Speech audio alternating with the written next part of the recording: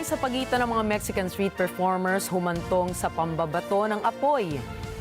Nagsialisan naman ang kampo ng isang performer matapos masilaban ang mga damit nila.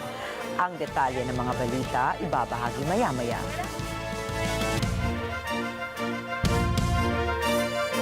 Magandang gabi, ako po si Ricky Matay. At ako si Nina Richie Alagaw Flores. Ito ang Mata ng Agila International para naman sa mga headlines ngayong Miyerkules ng gabi.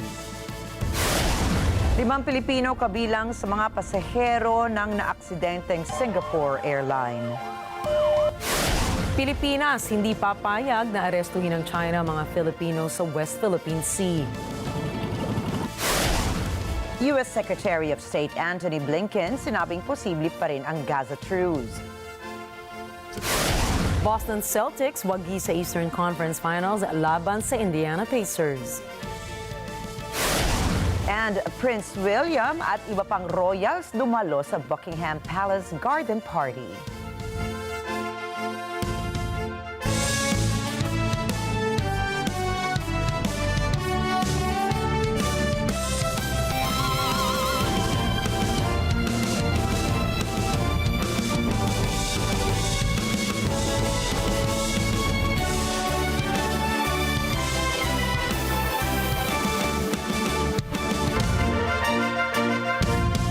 Kabilang ang 5 Filipino passengers ng Singapore Airlines na nakaranas ng matinding turbulence kaya nag-emergency landing sila sa Bangkok, Thailand.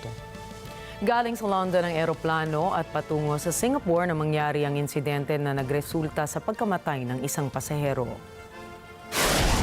ครับวันนี้ประมาณบ่าย 3:45 ทางสุวรรณภูมิได้รับรายงานว่าสิงคโปร์แอร์ไลน์เที่ยวบินที่ SQ 321จะขอ Emergency Landing นะครับว่าตกสภาพประสบปัญหาตกหลุมอากาศมีผู้บาดเจ็บแค่นั้นจริงๆหลังจากนั้นเนี่ยเมื่อเครื่องลงเรียบร้อยแล้วเนี่ยก็ทีมแพทย์ก็เข้าไป Investigate ในพื้นที่ก็ภาพว่ามีผู้บาดเจ็บจำนวนมากก็เลยทำให้ต้องประกาศแผนฉุกเฉินของสนามบินนะครับหลังจากนั้นเราก็ทุกทีมก็เข้าช่วยเหลือก็ได้ทราบว่ามีผู้เสียชีวิตด้วย1 รายนะครับ Ang Singapore Airlines Flight SQ321 na isang Boeing 777 ay mayroong kabuuang 211 passengers at 18 crew members na galing sa Heathrow Airport patungo sana sa Changi Airport.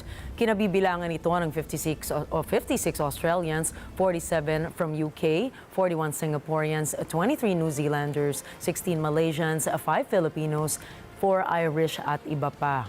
Sa inisyal na investigasyon ay maaaring tinamaan ang kidlatang eroplano sa bahagi ng Myanmar base na ayon sa flight radar. Dinala sa pagamutan ang nasa 71 passengers kung saan 7 sa kanilang nasa critical na kondisyon. Humingi ng paumanhin ang airline company at tiniyak na kanilang sasagutin ang anumang gastusin ng mga pasahero. Yesterday, approximately 10 hours after departure, Singapore Airlines flight SQ321 operating from London Heathrow to Singapore, encountered sudden extreme turbulence over the Irrawaddy Basin at an altitude of 37,000 feet. The flight had 211 passengers and 18 crew members. The pilot declared a medical emergency and diverted the Boeing 777-300ER aircraft to Bangkok, landing at 3:45 p.m. local time. We are deeply saddened by this incident. It has resulted in 1 confirmed fatality and multiple injuries. On behalf of Singapore Airlines, I would like to express my deepest condolences to the family and loved ones of the deceased. We are very sorry for the traumatic experience that everyone on board SQ321 went through. We are fully cooperating with the relevant authorities on the investigations.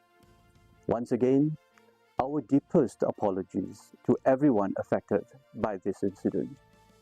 Please be assured that Singapore Airlines is here to help and support you during this difficult time. Sa iba pang balita, matapos ang ilang diskusyon sa pagbabalik ng dating school calendar ay inaprubahan na po ito ni Pangulong Bongbong Marcos. Ayon sa Presidential Communications Office o PCO, inaasahang magsisimula ang klase sa June 29, 2024 at magtatapos sa April 15, 2025. Paliwanag po nila, makatutulong ito na maibalik sa Hunyo ang pagbubukas ng klase sa mga paaralan na matatapos naman sa buwan ng Marso.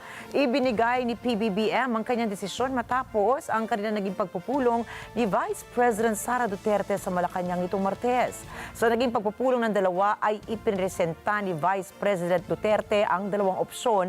Ang una po ay binubuo ng 180 araw ng klase na may 15 karagdagang pasok tuwing Sabado. Samantala, ang ikalawang opsyon naman ay may 165 days ng klase at walang pasok sa araw ng Sabado. Giit ng Pangulo, masyado maikli ang 165 days na pasok at ito ay maaaring makaapekto sa pagkatuto ng mga estudyante. Ngunit hindi rin niya gustong pumasok ang mga mag-aaral ng Sabado para lamang mabuo ang 180 days sa school calendar. Nagkasundo ang Pilipinas at United States na turuan ng mga Pilipino sa paggawa at paggamit ng nuclear power plant para mapataas ang supply ng enerhiya sa bansa.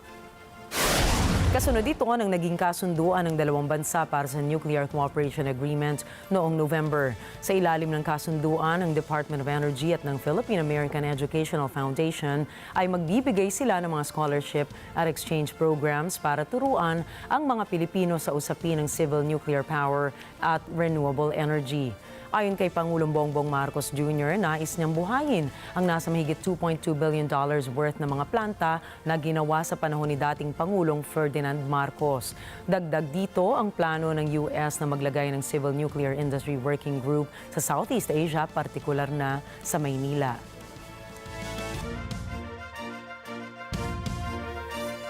Iniulat po ng Department of Public Works and Highways o DPWH ang pagkumpleto ng 3 infrastructure projects sa mga bayan ng Malasiki, Calasiao at San Carlos City sa Pangasinan.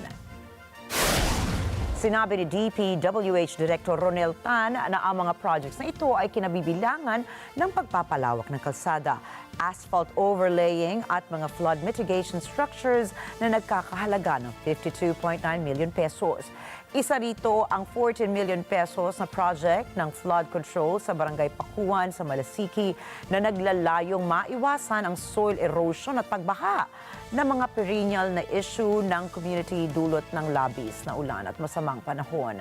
Ang nakumpletong preventive maintenance at pagpapalawak na makitinadaan sa Barangay San Vicente sa Calasiao ay nagpapadali po sa transportasyon ng mga goods and services at magpapagaan sa daloy ng trapiko doon. Samantala, ang pagkumpleto ng 9.9 million pesos na 703 meters asphalt overlaying project sa 4 na lanes sa Villasis, Malasiki o San Carlos Road ay napapakinabangan na ngayon ng mga residente ng San Carlos City, Pangasinan.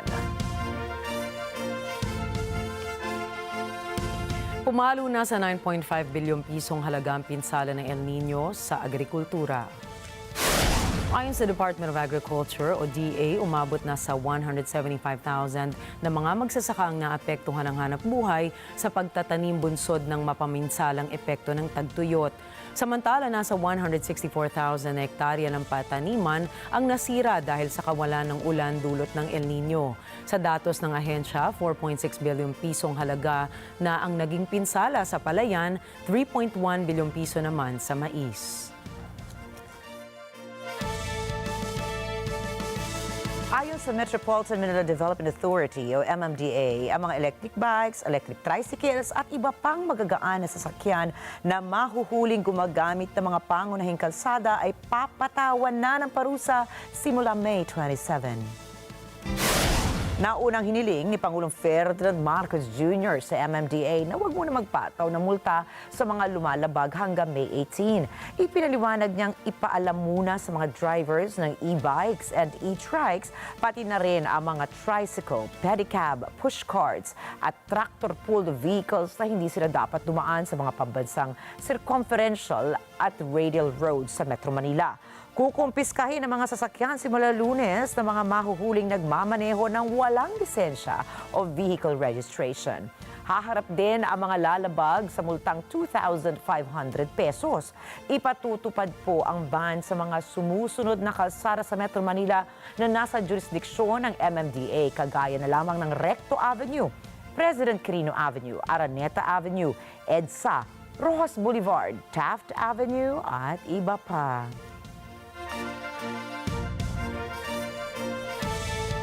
Muling lumantad sa ikalawang pagdinig ng Senado si Bamban Tarlac Mayor Alice Go na iniuugnay umano sa iligal na operasyon ng Philippine Offshore Gaming Operators o POGO at mga kriminal. Sa pagdinig ng Senate Committee on Women ay hinimay ng chairman ng komite ang buong pagkakakilanlan ni Mayor Alice. Duda kasi ang mga senador sa inilabas na birth certificate ni Mayor Alice na nakalagay ang pangalan ng kanyang ama na si Angelito Go at ina nito na si Amelia Leal na umano'y kasambahay ng kanyang ama. Samantala ay pinasilip naman sa Philippine Statistics Authority o PSA ang records ng kasal ng mga magulang ni Mayor Alice na lumalabas na walang marriage record at wala ring records ng kapanganakan ng mga ito. Maaari rin po nating pag-isipan po na na marami pong irregularidad dito sa birth certificate natin. Tinanong din ng COMELEC kung anong magiging pananagutan ni Mayor Alice sa oras na mapatunayang peke ang kanyang birth certificate at hindi tunay na Pilipino. Ayon kay COMELEC Chairman George Erwin Garcia, sa oras na maghahain muli ito ng Certificate of Candidacy at makapag-file ng formal petition, hindi ito ground for disqualification. Sa halip ay ground for cancellation ng kanyang kandidatura. Pero pwede naman po na baguhin natin yung pong Section 74 ng Omnibus Election Code kung saan naandun po kasi yung lahat ng items na dapat na nakalagay sa form ng Certificate of Candidacy at sana po maglagay din yung batas kung magkakaroon ng pagbabago ng mga karagdagang dokumento na pwedeng i-attach sa ating pong Certificate of Candidacy. Halimbawa po, ang birth certificate pwede na pong pagsimulan yan ng lahat ng mga informasyon katulad sa age, katulad sa residency, at katulad po sa citizenship.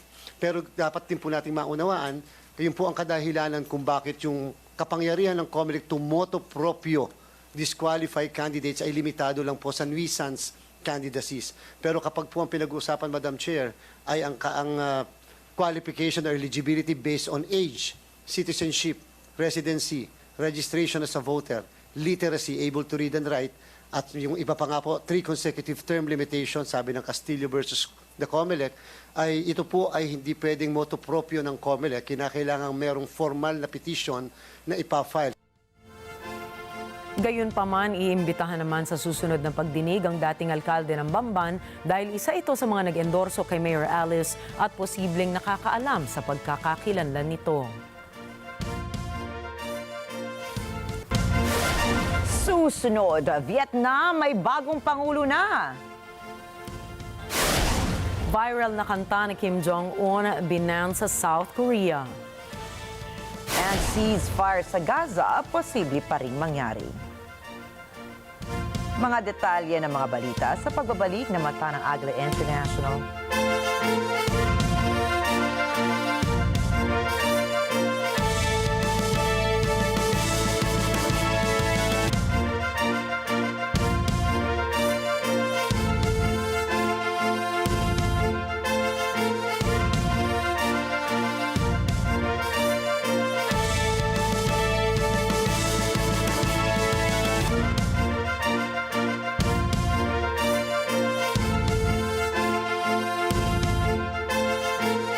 This portion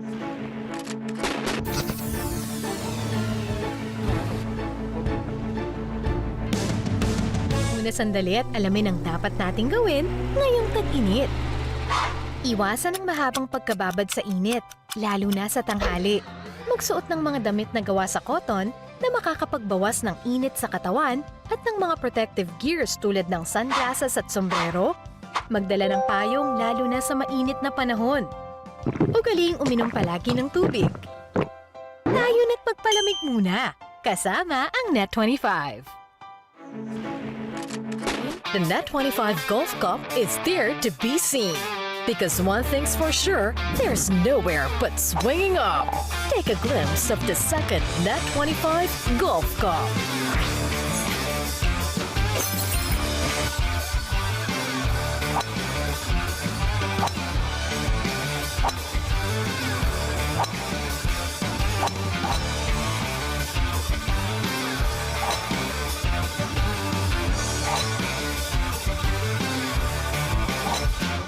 Let's play golf together soon with Net 25.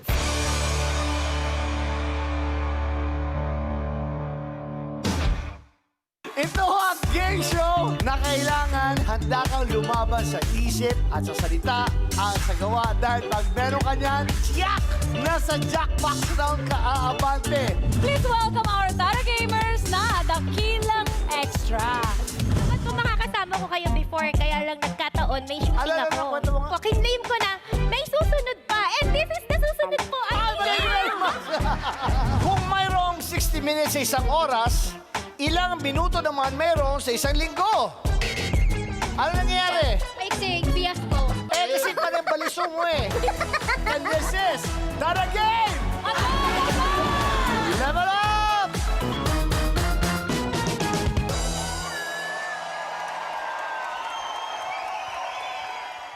Let's net together.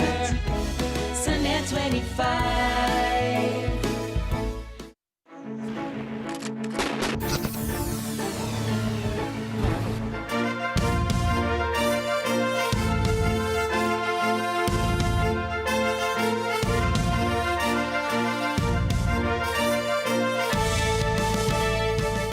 At nagbabalik ang mata ng Agila International sa pagpapatuloy ng mga balita.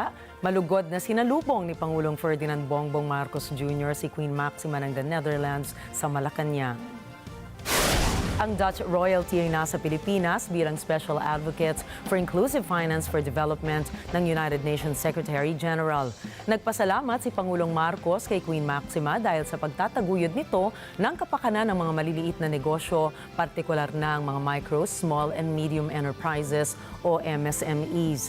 Sinabi ni Marcos kay Queen Maxima na 99% ng ekonomiya sa Pilipinas ay binubuo ng mga MSMEs. Pinuri naman ang reyna ang Pilipinas dahil mula sa 17% noong 2015 ay tumaas ang financial inclusion ng Pilipinas sa 56% noong 2022. Tinalakay din ni Queen Maxima sa kanyang pakikipagpulong kay Pangulong Marcos ang ilang kaalaman upang mas mapabuti ang financial inclusion at financial health ng bansa. Kabilang na dito ang reassessment of pricing structure to eliminate merchant surcharges, enhance digital connectivity in rural areas, and improve tax schemes and payments. Nangako rin si Queen Maxima na bibigyan niya ang Pilipinas ng lahat ng gabay upang makamit ang 85% financial inclusion. Ito anya ay upang makamit ng bansa ang classification bilang upper middle income country. Bumisita rin si Queen Maxima sa Talim Island, Rizal at kinausap ang mga mangingisda, magsasaka at mga may-ari ng mga maliliit na tindahan. Nakatakda ring makipag-usap sa isang focus group ng kababaihan sa Maynila, ang reyna ng the Netherlands. There's a reason why I'm back here is because, of course, there's still a good 40% of the population that actually do not have access, and that is clearly the people that are more far away, the farmers, also more women, and also the ones that are far away. So we need to do a lot more work on that side. Also, it is still kind of expensive to do some of the payments. That's why people... And then they were telling me, of course, what a big difference that if you live in an island, that you can do this from your phone. Otherwise, you had to pay $3 to go back and forth on the boat, and and the 3 hours that took you to actually take the cash out when you got a payment or you want to make a payment, and now you can do it from your home. So, it was very nice to actually hear from all of them how this has actually changed their. Samantala, sa gitna ng mainit na usapin hinggil sa naging wiretapping umano ng Chinese Embassy sa Manila sa isang phone call sa pagitan ng isang Chinese diplomat at ng isang AFP official, ipinahayag ni Pangulong Ferdinand Marcos Jr. na hindi pa ito ang oras na magbigay ng konklusyon ng bansa ukol sa isyong ito.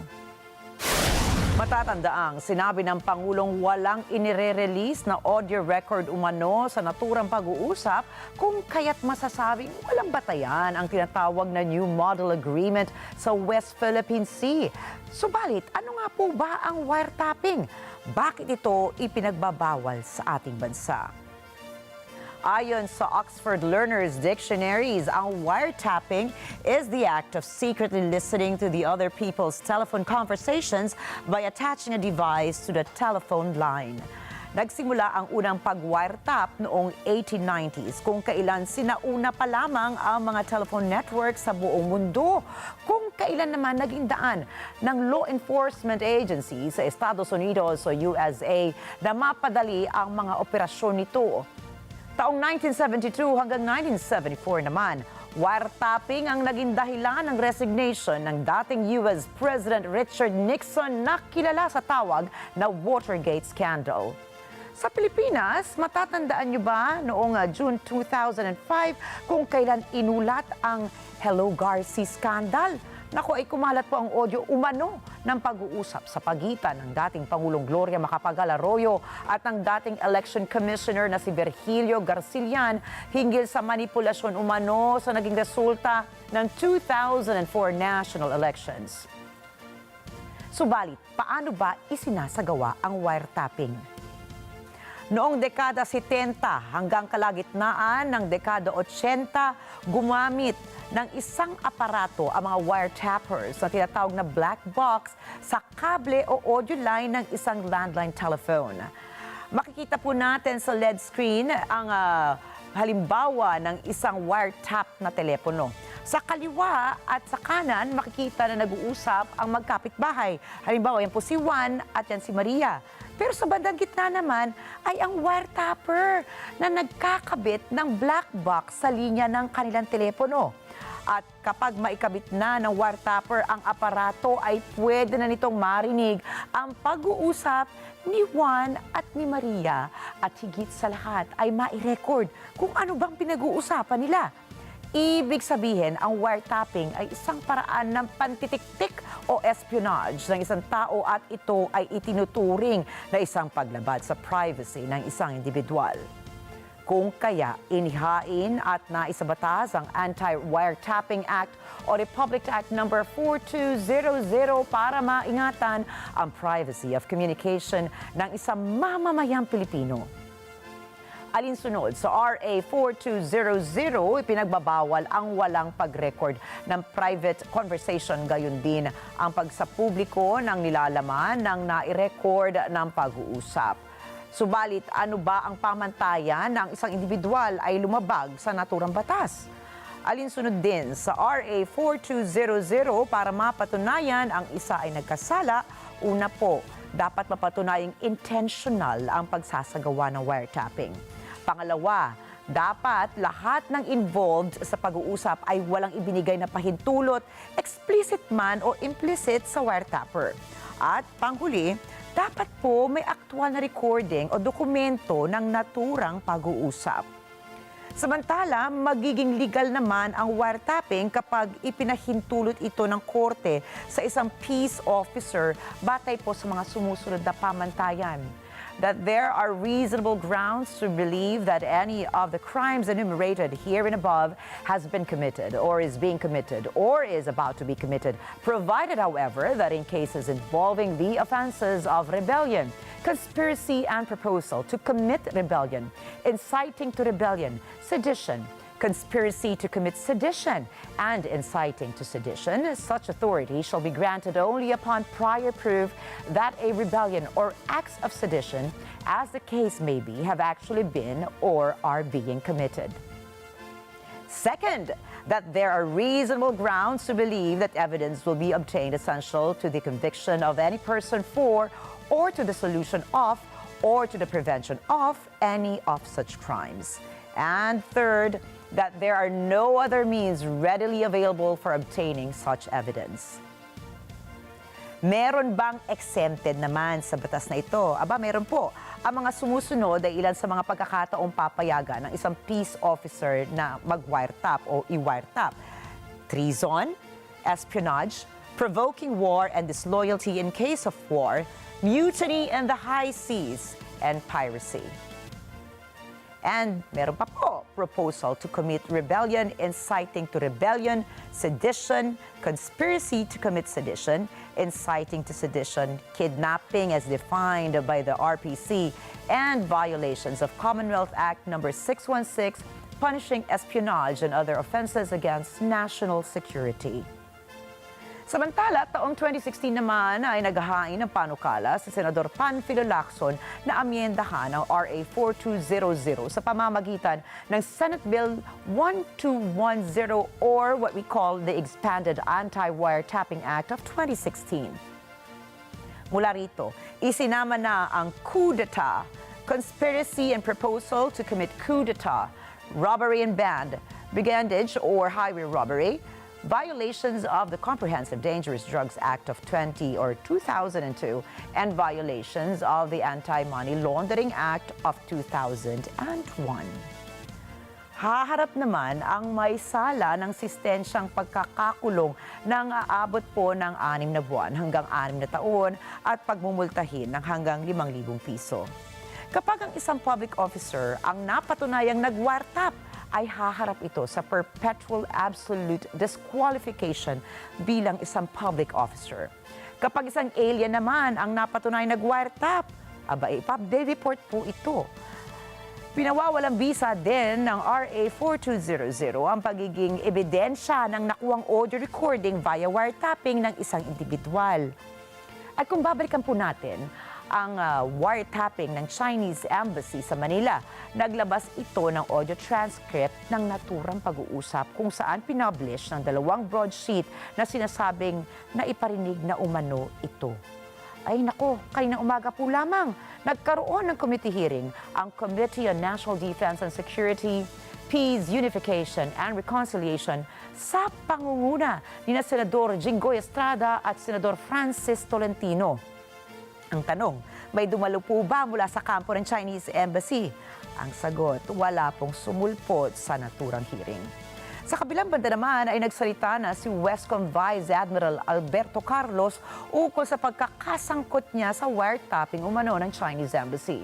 Sinabi ni Carlos na walang naging agreement ang naging phone call ng isang Chinese diplomat. Pakinggan po natin to.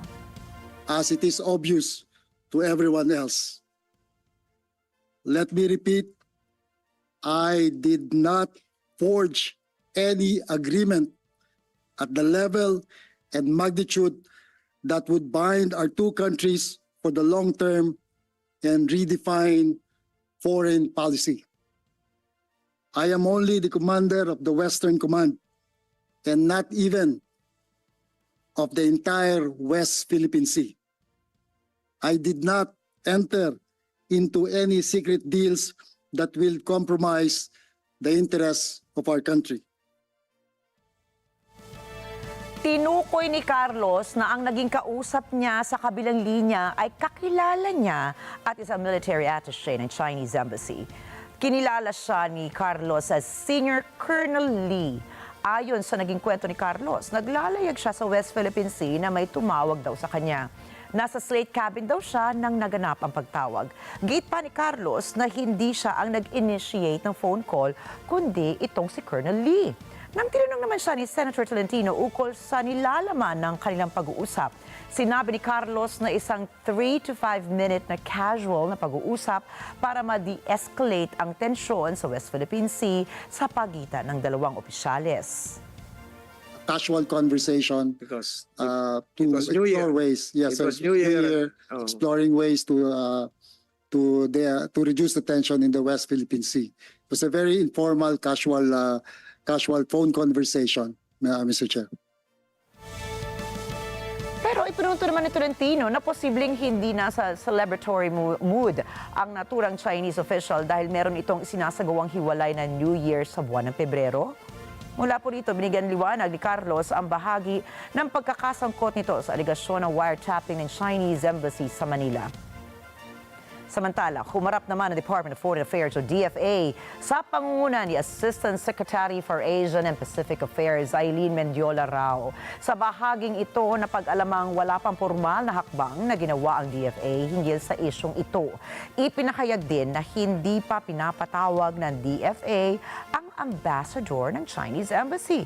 Giit po kasi ng kalihim, hinihintay pa na maisampa ang kaso bago magbigay ng reaksyon sa nasabing issue. Paliwanag naman ni ASEC Mendiola Rao na pwedeng sabihin ng Chinese Embassy na bahagi ito ng duties ng isang diplomat. Sir, the embassy may state that the diplomat was just exercising his official duties as part of the mission. You're referring to the Chinese embassy? It could be This used in instance. this instance. Just exercising. They could argue, sir, that he was just exercising his function as part of his mandate as a member of the mission. Giit din ng DFA official dahil isang criminal case ang wiretapping ay ikinukonsidera ang immunities and privileges ng isang diplomat.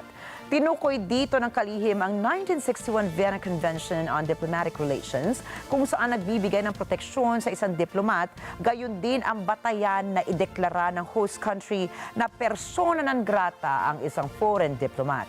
Binigyan diin naman ni Senador Tolentino na ang ginawang wiretapping umano ng Chinese diplomat ay interference of internal affairs ng Pilipinas. Sa bahagi ng Department of Justice, kahit sa gitna ng kinikwestiyon nitong authenticity ng naturang wiretapping, mananatili itong paglabag sa RA 4200. Sa bahagi naman po ng ibang law enforcement agencies, nagsabi na ang mga kinatawan ng National Bureau of Investigation o NBI at maging ng Philippine National Police o PNP na mai-retrieve ang naturang audio recording. Kung kaya't, katulad nga po ng sinabi ng ating mahal na Pangulo, maaga pa upang magbigay ng konklusyon sa issue dahil marami pa po tayong dapat suyurin. Lalo na sa ngayon ay wala pang paliwanag ang Chinese Embassy sa Manila hinggil sa napakainit na isyong ito.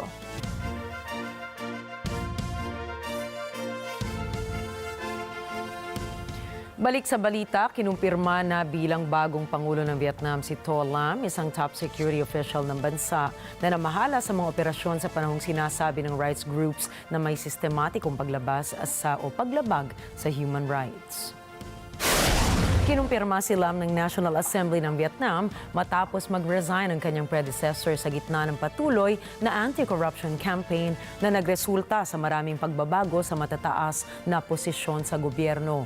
Bagaman ang pagkapangulo sa Vietnam ay ceremonial lamang, makakatulong sa kanyang bagong posisyong ito upang maging susunod na General Secretary ng Communist Party, ang pinakamahalagang political position ng bansa. Nahalal si Communist Party General Secretary Nguyen Phu Trong para sa ikatlong termo noong 2021, ngunit sa edad na 80 ay maaaring hindi na siya maghangad ng panibagong termino matapos ang 2026. Si Trong ay isang ideolog na itinuturing na ang korupsyon ang pinakamalaking banta sa partido at sa bansa. Bilang top security official ng Vietnam, pinamunuan ni Lam ang malawakang anti-graft campaign ni Trong. Bumugol ng higit sa 4 na dekada sa Ministry of Public Security si To Lam bago naging ministro noong 2016. Siya ang nasa likod ng maraming investigasyon sa mga kilalang politiko na nagresulta sa kanilang pagkakatanggal o pag-resign.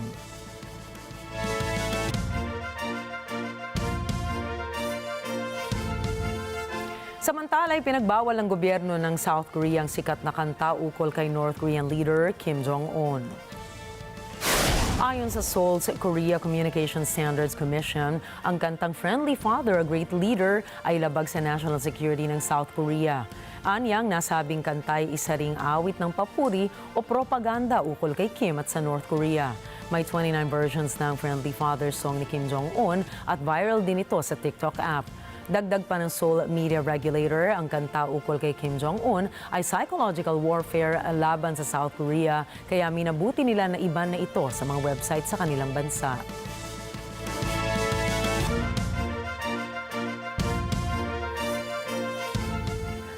Umaasa pa rin ang Estados Unidos na magkakaroon pa ng ceasefire sa pagitan ng Israel at Hamas.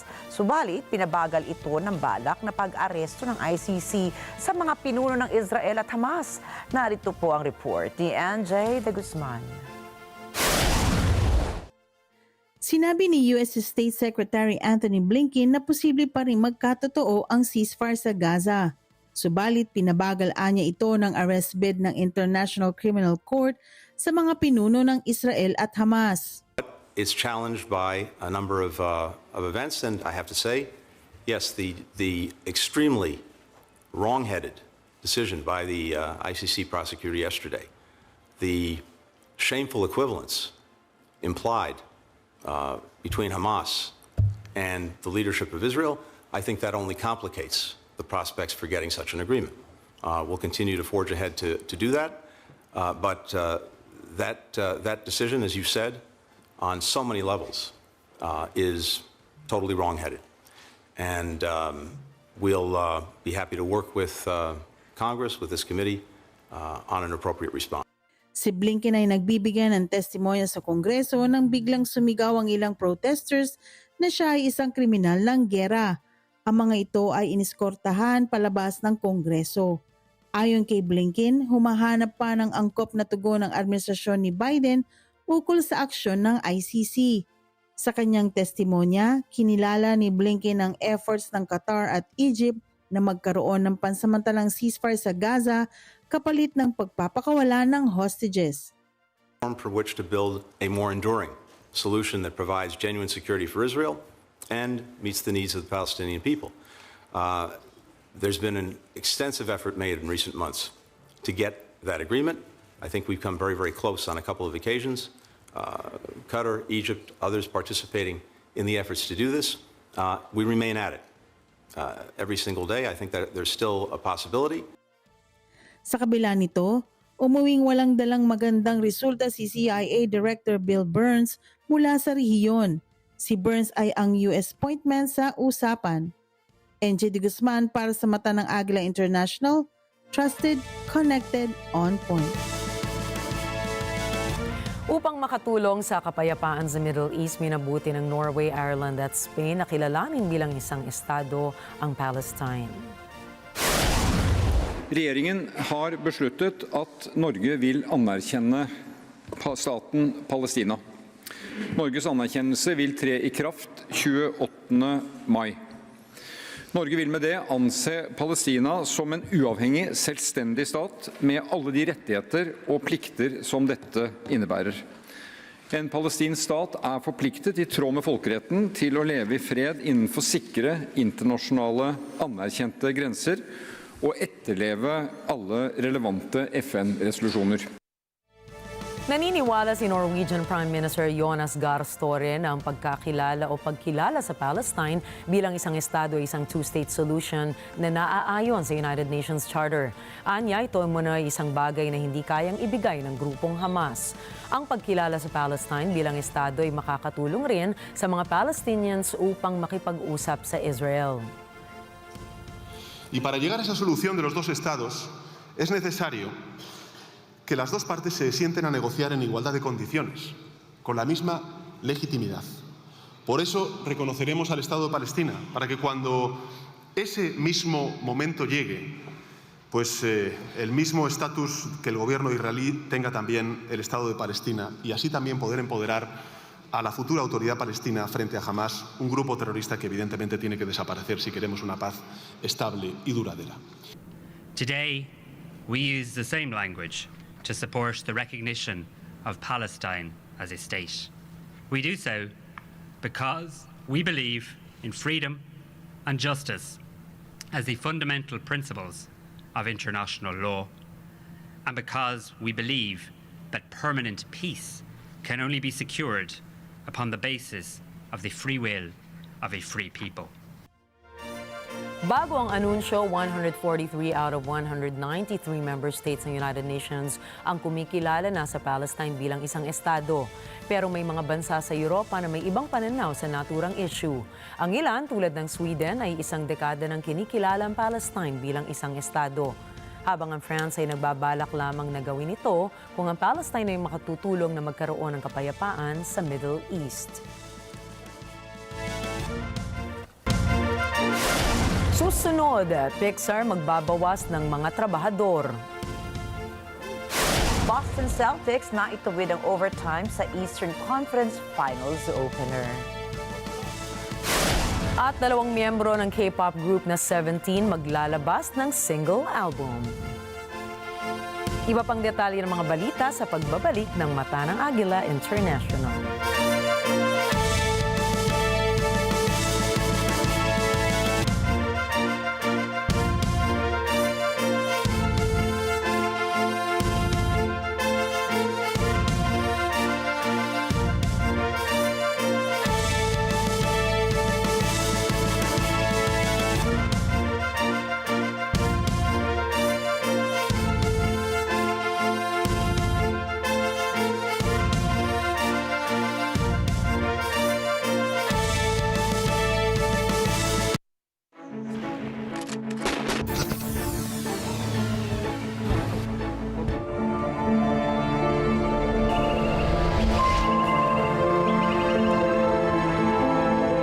Sigaan po namin.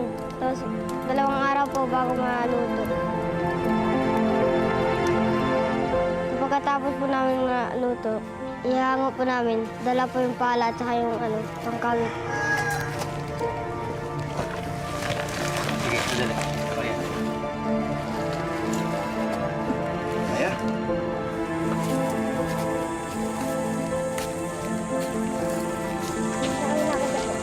Yun. Tapos, Ay, talaga! Grabe! Nararamdaman mo talaga yung bigat sa likod, saka sa leeg.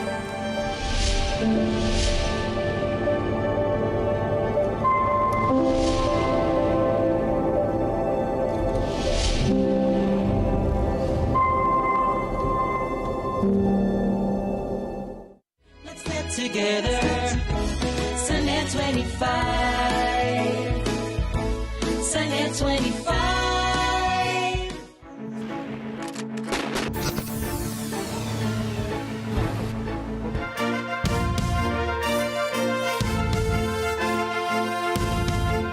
Sa Estados Unidos, isang nakababahalang pagtaas ng pagkamatay dahil sa pagkalunod ang inireport ng Centers for Disease Control and Prevention.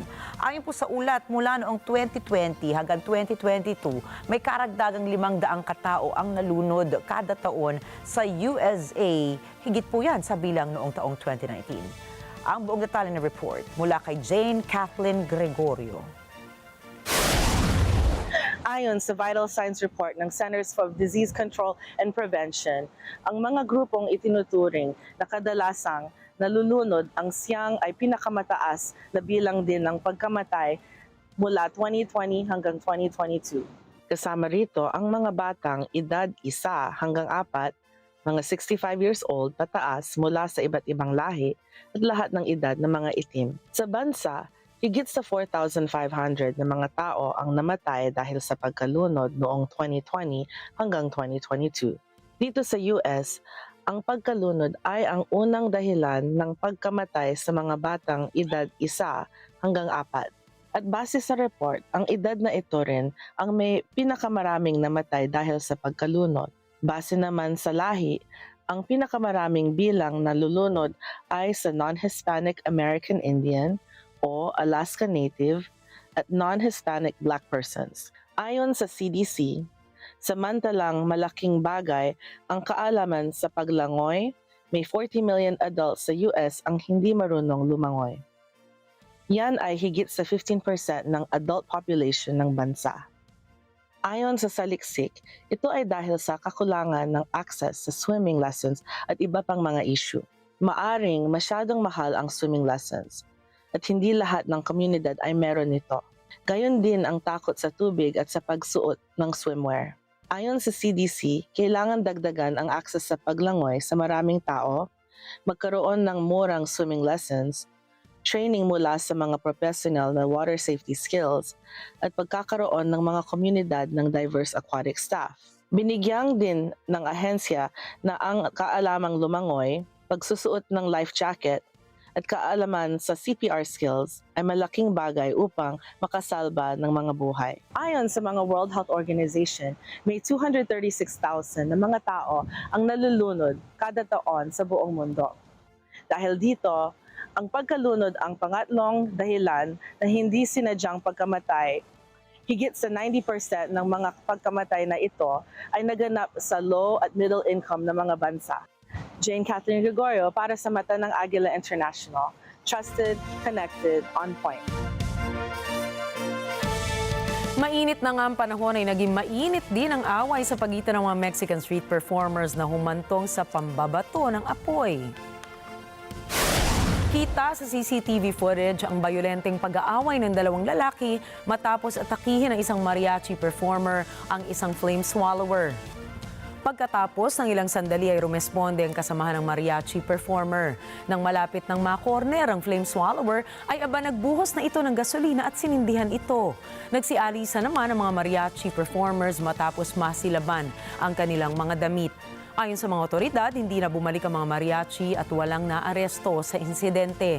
Dinala naman sa ospital ang flame swallower dahil sa tinamo nitong sugat. Ayon sa ulat ng pulisya, nagsimula ang insidente matapos magkasagutan ng dalawang grupo ng performers na umaabot pa sa nakakapasong away.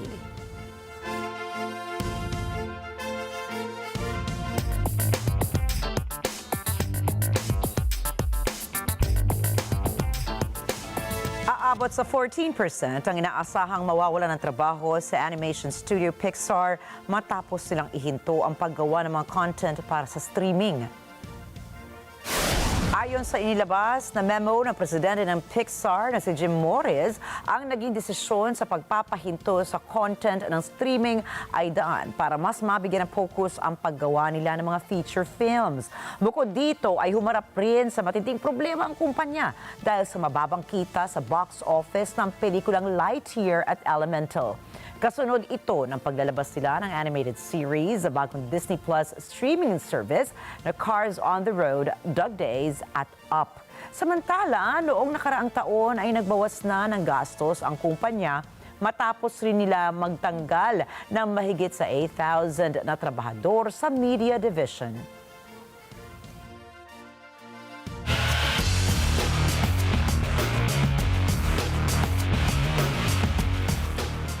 Nakuha ng Celtics ang unang panalo ng Eastern Conference Finals sa kanilang home court na TD Garden. Road to Championship number 18 na kaya ito? Si Vin Pascua para sa detalye. Nasagad ang top seed na Boston Celtics bago nalagpasan ng opensa ng Indiana Pacers 133-128 sa overtime sa Game 1 ng Eastern Conference Finals. Umapos si Brown ng may 26 points. Welcome to the NBA playoffs. You just got to manage your emotions. Anything can happen, ani Brown, patungkol sa kanyang tying 3. It's not over until the final buzzer sounds. Host pa rin ng Boston ng Game 2 sa Biyernes at onting trivia lamang, natalo ang Celtics sa parehas nilang Game 2 ng first at second round sa playoffs. O siya, giniyahan ng 25 points, 10 assists ni Tyrese Haliburton ang Indiana na nakakuha ng 13 3-pointers at umiskor ng 56 points sa paint laban sa Celtics team na walang 7-footer na si Kristaps Porzingis. Umayuda si Pascal Siakam ng 24 points at 12 rebounds. Si Miles Turner naman ay nagdagdag ng 23 points at 10 rebounds.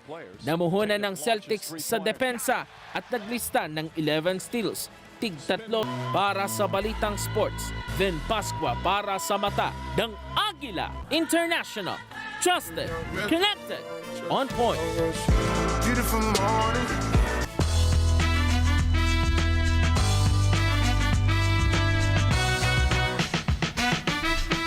Good news naman sa K-pop fans dahil ginulat po ng dalawang miyembro ng K-pop boy group na 17 ang kanilang mga fans matapos silang i-anunsyo ang kanilang single album na This Man. Nagsang puwersa ngayon sina Jonghan at Wonwoo para sa kanilang pinakaunang single album na ilalabas na sa June 17. Ito ay kasunod ng post ng Pledis Entertainment kung saan makikita ang ilang mga detalye at short video clip.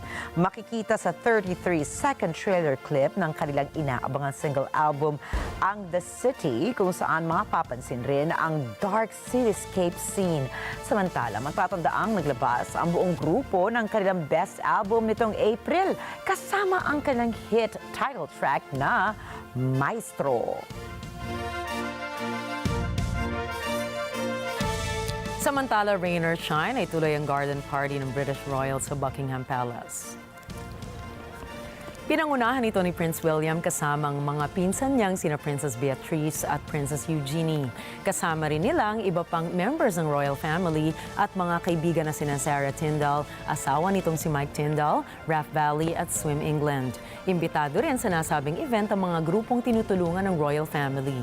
Ayon sa mga royal experts, bibihirang makita na magkakasama sa iisang event ang next generation ng royal family, lalo na at ang mga iba rito ay hindi working members. Pero sa tuwing may mga charity events ay halos kumpleto sila upang ipakita ang suporta sa royal family. Hindi naman dumalo sina King Charles at Princess Kate dahil sumasailalim pa rin sila sa cancer treatment. Talagang rain or shine. Kasi naman talagang papalit-palit ang panahon. Uulan araw, hindi mo magawa yung mga plano mo ayon sa kung ano nga weather forecast. Kasi minsan sinabing uulan, pero buong araw mainit. Mainit no, naman. Ricky? Pero ang maganda yata sa kanila, di ba? Talagang consistently, I think during this time, medyo maulan talaga sa kanila. Kaya di ba, ang daming mga movies na classics sa London, nauso yung mga black na umbrellas. Tama. Tsaka ang gwapo ngayon ni Prince William. Diba? Totoo yan, di ba? Parang, blooming parang siya. iba ang riz niya. Di ba? May bago tayo natutunan sa mga bata.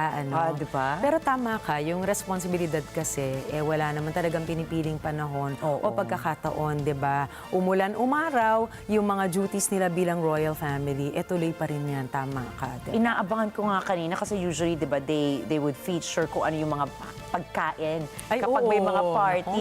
Lalo na kasi Nina ngayon, ang pinagkakabalahan ko ngayon pag-uwi, may konting nood ako ng isang series ngayon tungkol sa royals. So makita din talaga natin yung napaka-rich history nila. So sabi nga na dati sa ulat, umulan at umaraw, lumalabas yung mga hindi talaga active na members of the TON para sa kanilang mga royal engagements. Ayan. So umulan at umaraw man, pareho na lang tayo, Nina.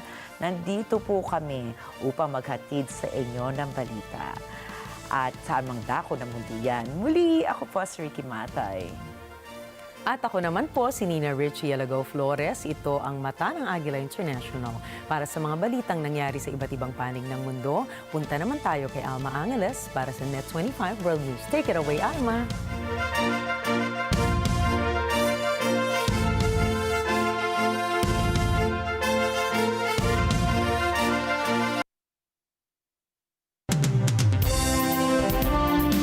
Thank you, Nina and Ricky. I'm Alma Angeles, and you're watching Net 25 World News. On tonight's top stories. A devastating tornado struck a town in the U.S. state of Iowa, resulting in fatalities and injuries. China has stated that the Philippines has no rights to Wang Yandao following the Philippines' call for international intervention regarding environmental damage and the destruction of coral reefs in the Scarborough Shoal. Singapore Airlines flight experiences severe turbulence, emergency landing in Bangkok, 20 passengers in ICU, one is dead. And Ukrainian President Volodymyr Zelensky proposes that NATO planes shoot down Russian missiles over Ukraine, questioning why such defensive measures have not yet been implemented.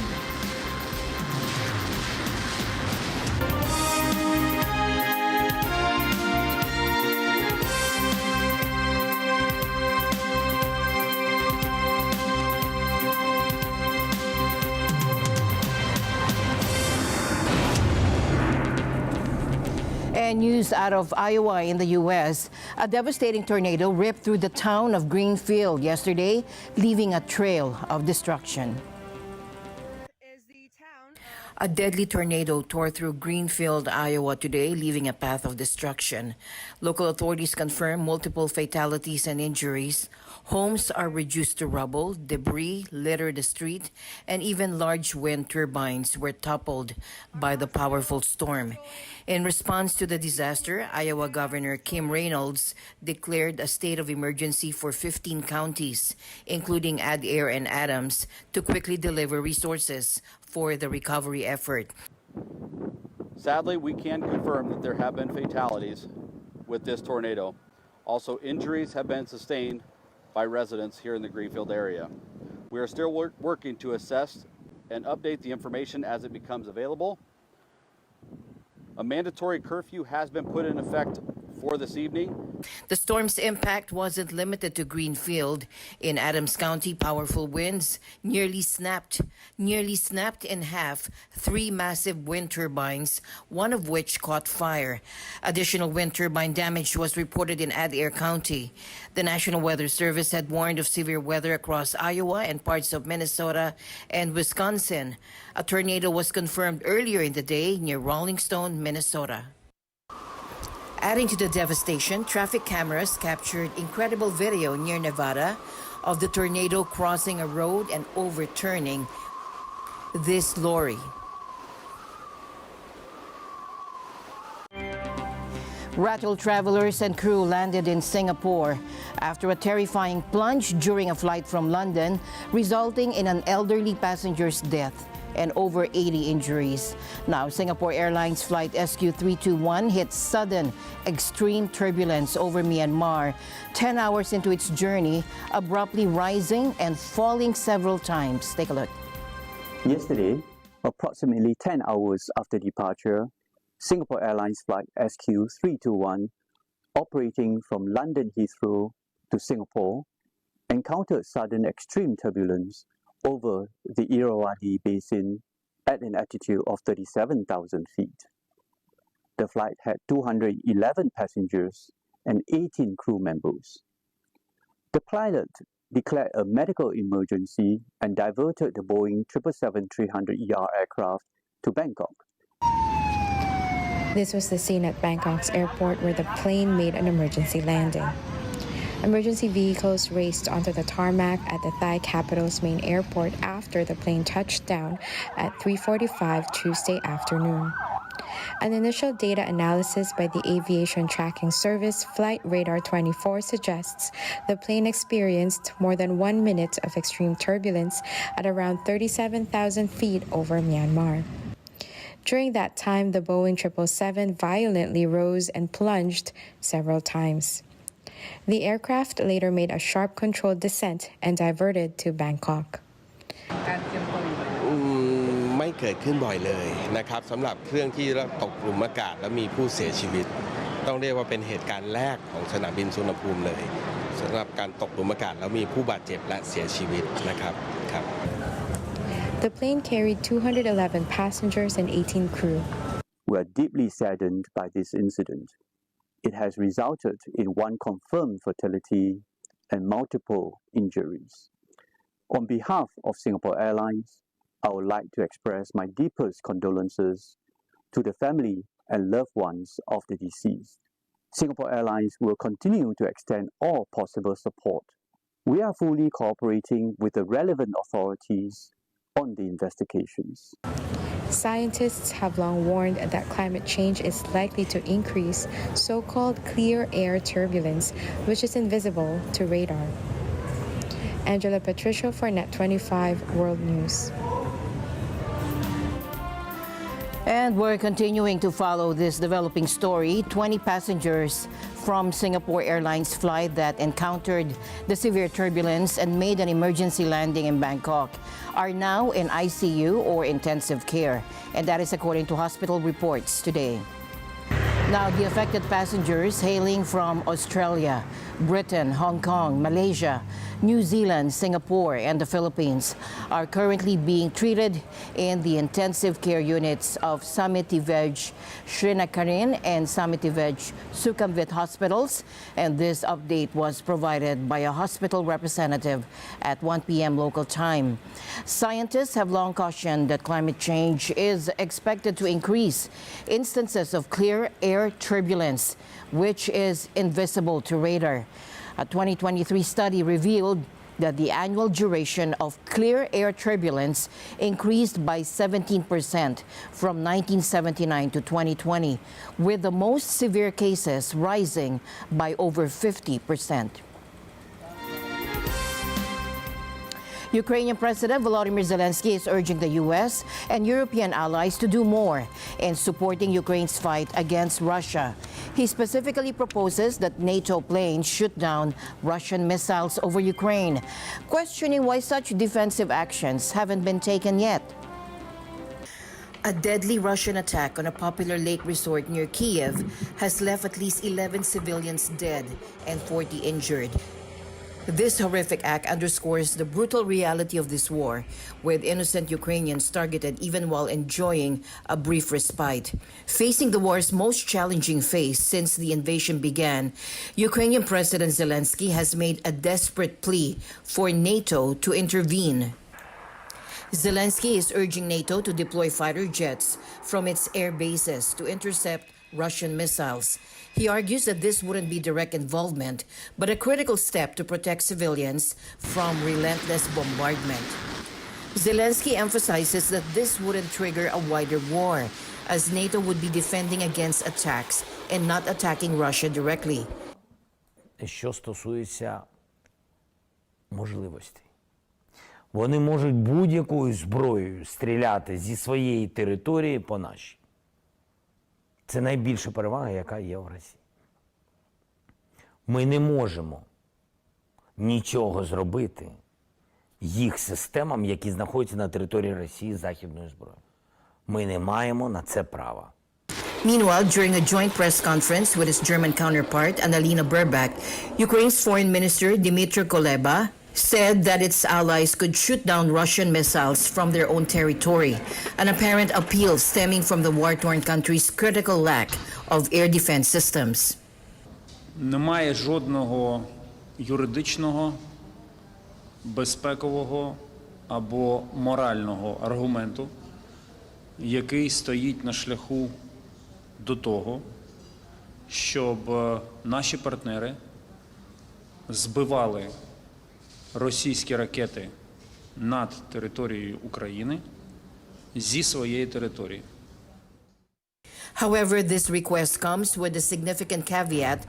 Ukraine is not yet a member of NATO, and such a move could be seen as a provocation by Russia, which has threatened escalation for any significant NATO involvement. Now, this war has reached a critical juncture. President Zelensky's call for help is a reflection of the immense pressure Ukraine now faces. Whether NATO will take the historic step and the consequences it might bring remain to be seen. Meanwhile, against the backdrop of these developments, Russia announced the commencement of tactical nuclear weapons drills near Ukraine, citing Western threats as the rationale behind its actions. Take a look. The West has accused President Vladimir Putin of irresponsible nuclear saber-rattling. Russia's defense ministry says the drills are taking place in its southern military district, but did not specify exactly where. The district borders and includes parts of Ukraine that Moscow claims to have annexed. The ministry says the drills are designed to test the readiness of personnel and equipment of non-strategic nuclear weapons combat units. Putin ordered the drills earlier this month after a series of Western statements on the Ukraine conflict that drew scorn in Moscow. The defense ministry says the first stage of the drills involves practicing the loading of launch vehicles, driving to designated launch sites, and loading planes with hypersonic Kinzhal missiles. It did not indicate whether any test firings had taken place.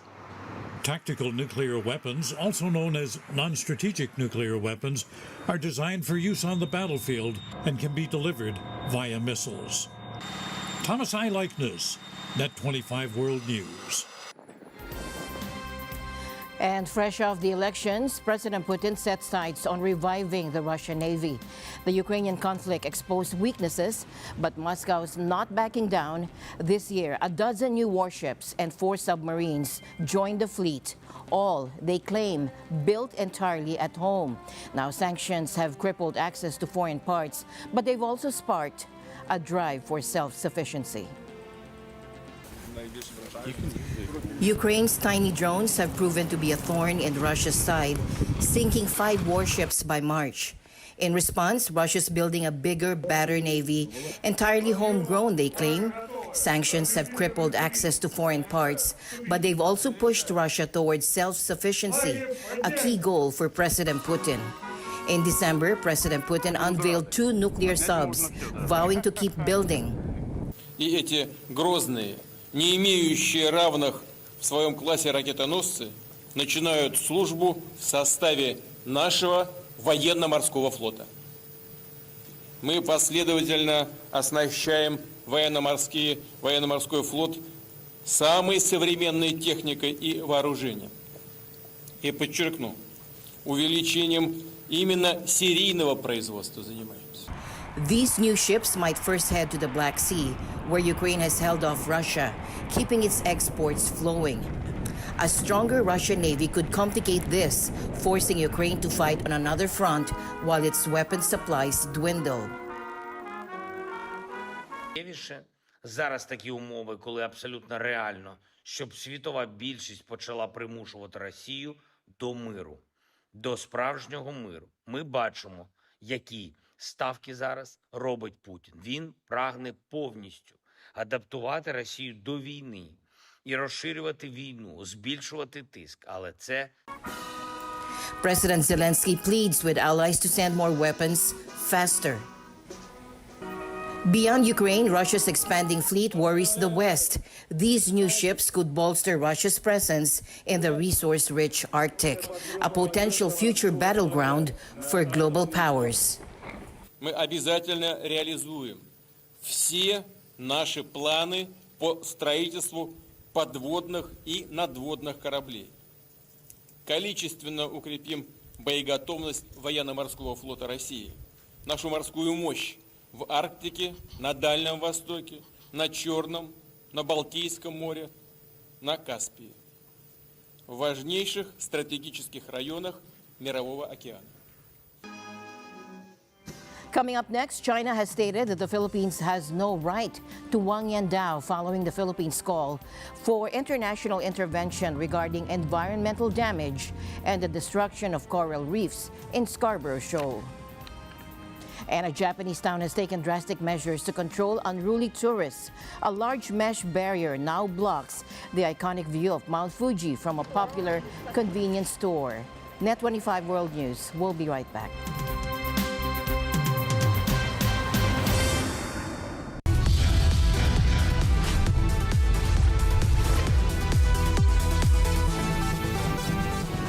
Sa kasulukuyang henerasyon, marami na ang nag-viral.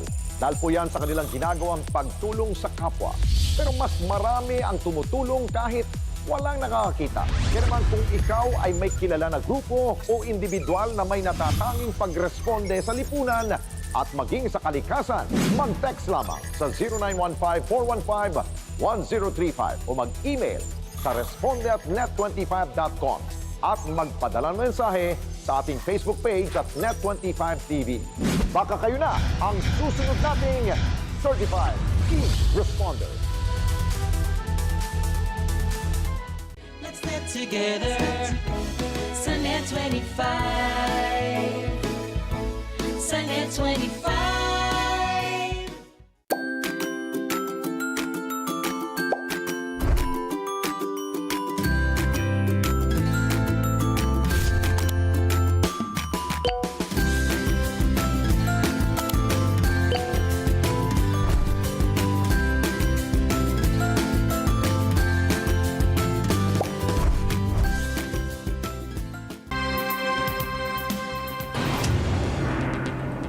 Welcome back. Vietnam's parliament has elected Public Security Minister To Lam as the new president following a major anti-corruption campaign that led to his predecessor's resignation. In his first statement as president, Lam pledged to continue fighting corruption and negative phenomena. Take a look. Cùng với các đồng chí trong Ban chấp hành Trung ương, Bộ Chính trị, Ban Bí thư tiếp tục nâng cao năng lực lãnh đạo, năng lực cầm quyền và sức chiến đấu của Đảng, kiên quyết kiên trì đấu tranh phòng chống tham nhũng tiêu cực, ngăn chặn đẩy lùi suy thoái, tự diễn biến, tự chuyển hóa.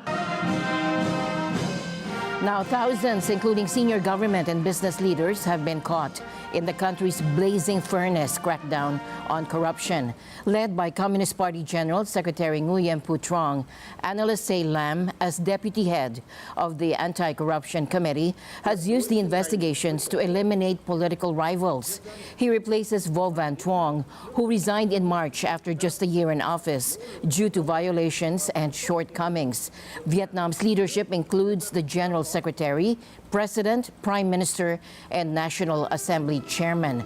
And recently, two of these top positions were vacant due to resignations over violations. Lam, 66, has been Public Security Minister since 2016 and is known for his tough stance on human rights movements. There was speculation he might hold both his current role and the presidency, but Parliament decided against it just before the vote. To Lam won the presidency with 472 out of 473 votes in a secret ballot.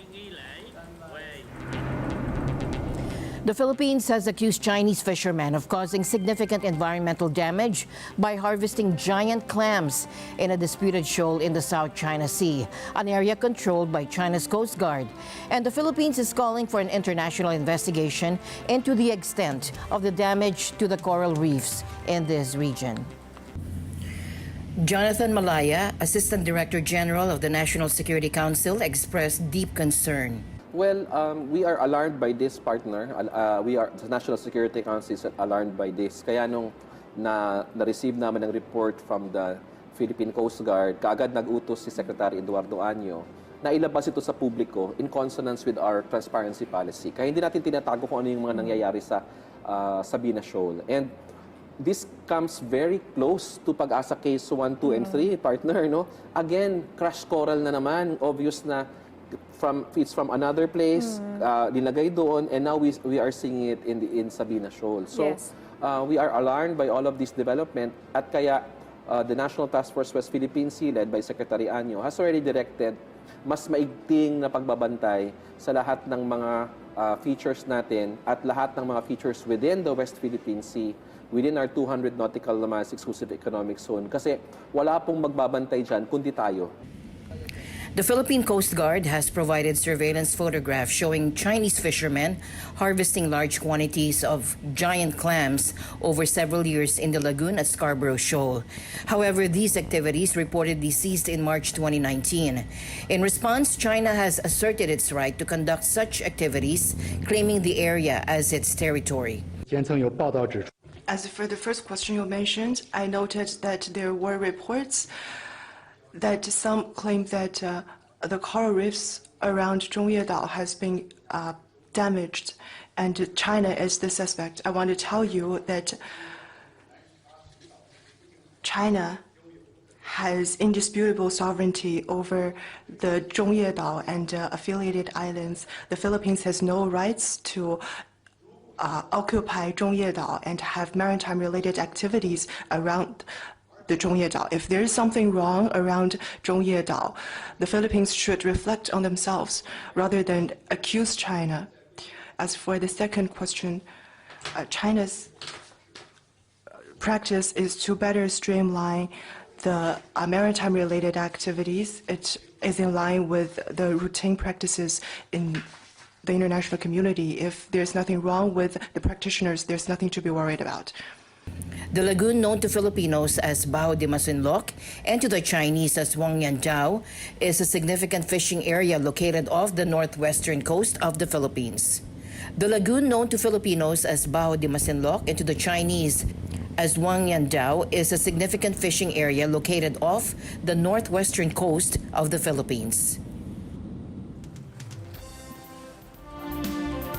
New data from the Centers for Disease Control and Prevention sounds the alarm on a troubling trend.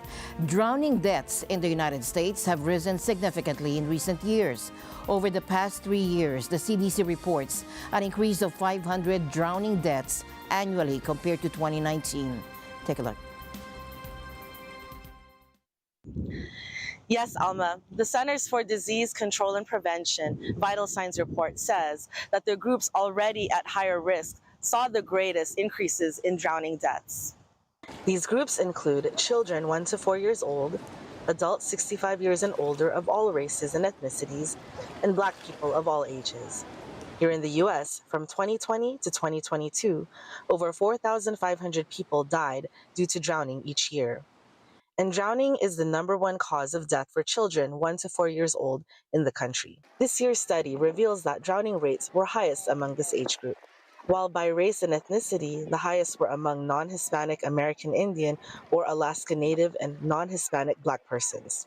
CDC says while swimming lessons can save lives, there are almost 40 million adults in the country who do not know how to swim. That is more than 15% of the U.S. adult population.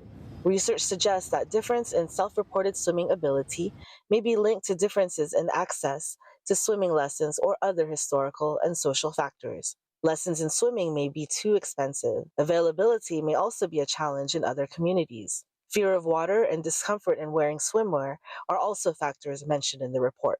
CDC recommends some ways to help decrease drowning deaths.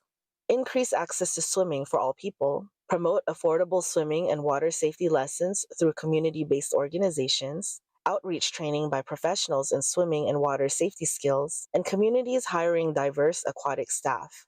The health agency reiterates, among others, learning basic swimming and safety skills, securing pools, wearing life jackets when on boats, and learning CPR skills, all these to avoid drowning.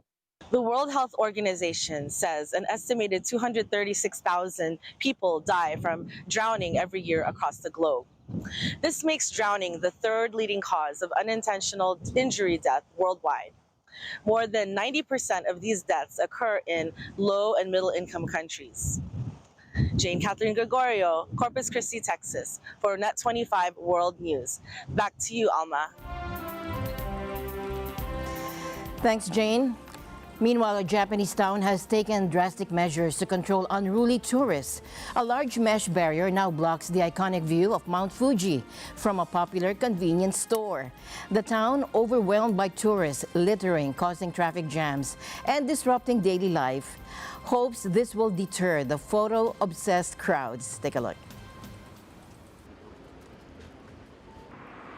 Imagine this. You travel all the way to Japan to capture the perfect picture of Mount Fuji, but a giant black net blocks the iconic view. And that's the reality at a popular spot at Fujikawi Guchiko, where a mesh barrier now stands between tourists and the majestic mountain. Now, why the drastic measure? The town's fed up with unruly tourists, mostly foreigners, who litter, cause traffic jams, and trespass in their quest for the ultimate social media pic. The photogenic spot involves a convenience store. Locals are mixed on the barrier. Some, like Michi Motomochi, a shop owner, are relieved about safety concerns, but worry it might hurt tourism.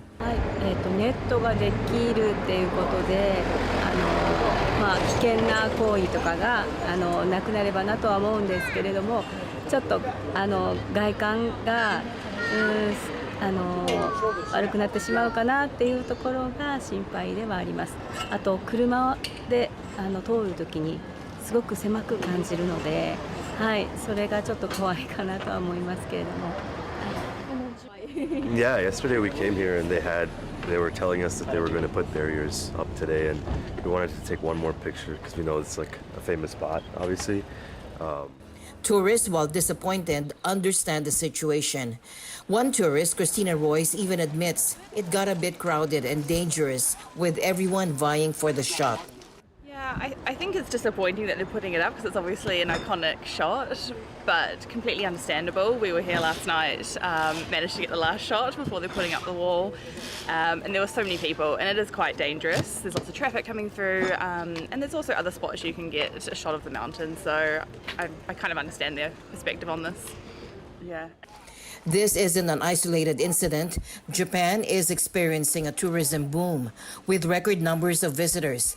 Other popular destinations like Venice and Kyoto have faced similar issues. Venice is testing entry fees, and Kyoto locals have complained about tourist behavior towards geisha. Mount Fuji itself is implementing a new booking system and limiting climber numbers to tackle congestion. So the message is clear: respect the places you visit. Japan may be known for its beauty and hospitality, but even paradise has its limits, especially when it comes to bad manners. And that's it for tonight's broadcast. On behalf of the Mata ng Agila team, thank you for joining us on Net 25 World News. Stay informed, stay connected. Tune in next time for more insightful coverage and compelling stories from around the world. I'm Alma Angeles, signing off. Good night.